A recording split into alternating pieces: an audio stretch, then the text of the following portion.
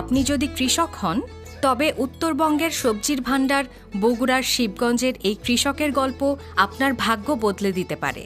আমার নাম মোহাম্মদ সাজুল ইসলাম মুসা, পিতা মৃত্যু খোরশেদ আলম, থানা শিবগঞ্জ, জেলা বগুড়া, গ্রামের নাম আসলাই। আমি 2009 সালে বিদেশে গেছিলাম দুবাই।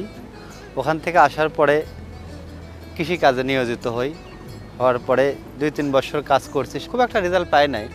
মুসা বরবটি কলাইয়ের চাষ করেন অন্য সব ধরনের সবজি বা ফসল। চাষ করতে করতে তৈরি হয়েছে তার বাস্তব অভিজ্ঞতা।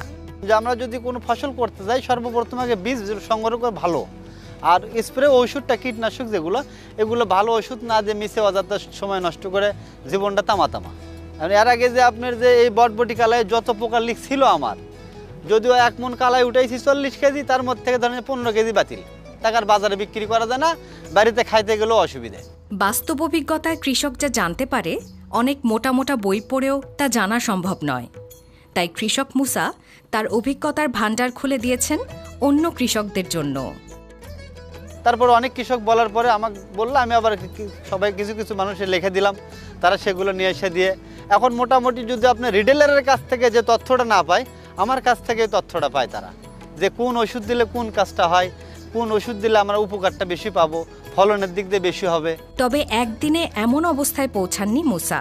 নানা ধরনের বালাই এবং কীট তার ফসলকেও ক্ষতিগ্রস্ত করেছে। তিনি হয়েছেন দিশেহারা। তবে ভাগ্য ভালো, তিনি সঠিক দিক নির্দেশনা পেয়েছিলেন।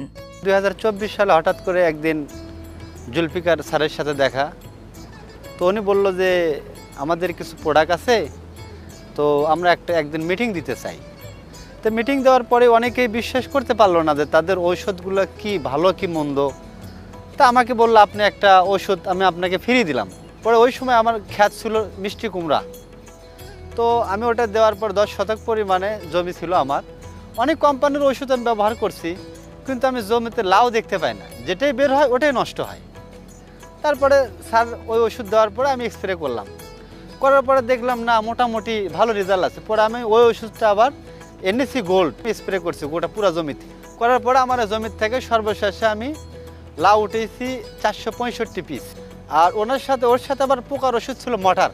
লাউর পরে আমি আবার মনে করলাম যে তাহলে তো আমার এই আপনার বরবটি কালায় তো ভালো কিছু হইতে পারে। এখন আলহামদুলিল্লাহ ভালোভাবে চলতে পারতেছে, ওষুধও ভালো, কাজও করছে ভালো, ফলনের দিকেও ভালো। এই যে বরবটি চাষ করছেন, এটার আদ্যপান্ত জানেন তিনি। কোন বীজে কেমন ফলন হয়, কোন ওষুধে ফসলের চেহারা বদলে যায়, সব জানেন মুসা। আমি এর আগে যেগুলো ওষুধ স্প্রে করছি, ওটা আসলে কি কৃষকের জন্য ক্ষতি ছাড়া লাভজনক না। যেটা স্প্রে করার পরে কোনো কাজ হয় না, ওই ওষুধে কোনো লাভ পায় না। তো এই যে আপনার ন্যাশনাল এগ্রিকেয়ারের যে ওষুধটা ধরেন যে মটারের পোকার জন্য, এনএসি গোল্ড আপনি জোয়ারের জন্য যাক বলা হয়, ভিটামিন জাতীয় জিনিস, ওটা যে উপকার করছে আমার, আমি ওটা ভুলতে পারবো না হয়তো, বা প্রত্যেকটা ফসল আমি তো মনে করি ওটা দেওয়া উচিত। আমি এবার করলা চাষ করছি, ওখানেও আমি দিছি স্প্রে করে। এই যে দেখেন একটা গাছ আগা, এই যে আগার যে একটা জয়েন্ট আছে, এই জয়েন্টের হাড় ফেটে যখন ফুল বের হয়, ওই ফুলেই ফল হয়। এই এনএসি গোল্ডের মাধ্যমে আমি এটাও পাইছি। এক জায়গায় আমার মোবাইলে ছবি আছে, একটা ঝাড়ের মধ্যে আমি 6 পিস লাউ পাইছি। এই কৃষকের ক্ষেত্রে দুটো জিনিসের সমস্যা বেশি হয়। একটা হইতেছে বীজ কেনার সময়, আর যদি ঔষধ কেনার যদি ঔষধ কাজ না করে, এই দুটো কারণে কৃষক নিচের দিকে দেবে যায়।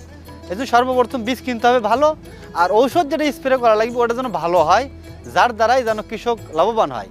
পোকার জন্যে ন্যাশনাল এগ্রিকেয়ারের যে মটার, আর দ্বিতীয়ত যে এনএসি গোল্ড জোয়ারের ক্ষেত্রে ফুলজালির জন্যে, ধরন্ত বেশি করার জন্য, এই দুটো জিনিস আমি এখন তাদেরকে বেশি দিচ্ছি।